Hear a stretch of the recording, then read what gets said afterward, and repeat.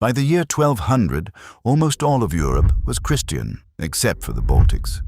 Up in the freezing forests of modern-day Latvia and Estonia, the locals were still worshipping nature gods and fiercely defending their independence. The church wanted to save their souls, but German merchants wanted to secure the highly lucrative trade routes into Russia. So, the church sent in the bishops to set up a holy outpost. First was Bishop Meinhard. He brought peace, love, and a wooden church. The pagans politely ignored him until he died of old age. Total failure. Next up, Bishop Berthold. He skipped the flowers and brought an army. But there was a catch. His German knights treated the Crusades like a summer vacation. They'd sail up in the spring, force a few baptisms, and then sail home before the sea froze over. The second the knights left, the pagans washed the holy water off in the river and then literally tore Berthold to pieces. The church needed a new strategy. Enter Bishop Albert of Riga. He realized you can't conquer a frozen wasteland with part-time tourists.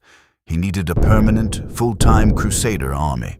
In 1202, Albert got permission from the Pope to found a brand new military order, the Livonian Brothers of the Sword. But the Baltics were a miserable frontier. They didn't attract rich kings. They attracted the B team. Younger sons with no inheritance, outlaws, and guys looking for a fight and a fortune. Bishop Albert didn't have enough cash to pay them, so he offered them a cut of the profits.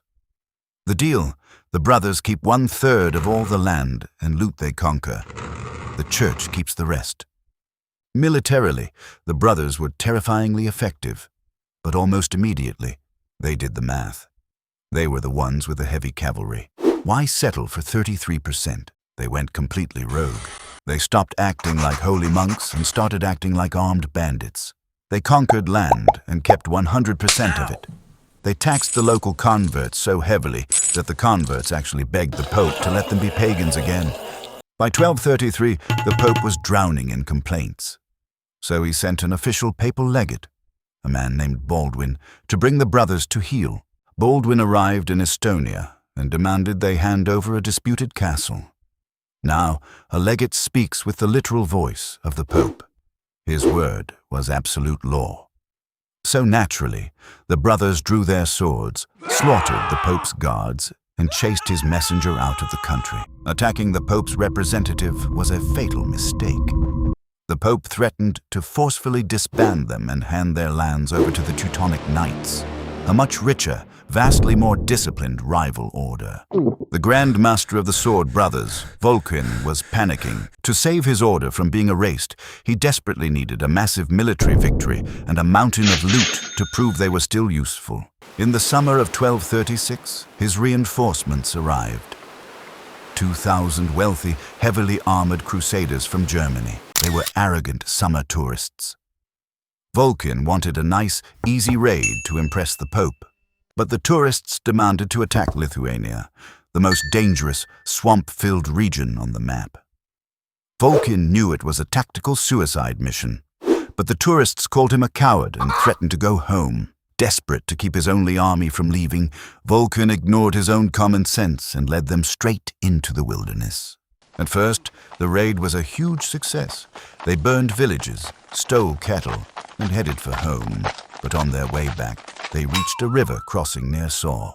The pagan Lithuanians were waiting for them, blocking the only path through a thick, muddy swamp. Vulcan was a veteran. He knew heavy cavalry was useless here. He ordered the German knights to dismount and fight their way through the mud on foot. The wealthy guest crusaders flat out refused. They said they were men of noble blood. They didn't fight in the dirt like peasants. If they lost their expensive war horses, they were lost. Because they refused to get their boots dirty, the army couldn't advance. They were forced to camp overnight in the swamp. It was a fatal delay. The next morning, the pagans brought up thousands of reinforcements. They charged into the mud with light infantry and spears.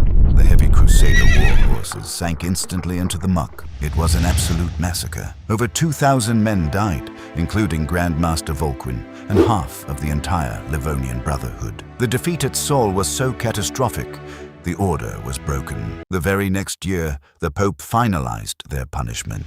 The survivors were forced to trade their red swords for the black crosses of the Teutonic Knights. Turns out pride really does come before a fall, especially in a swamp.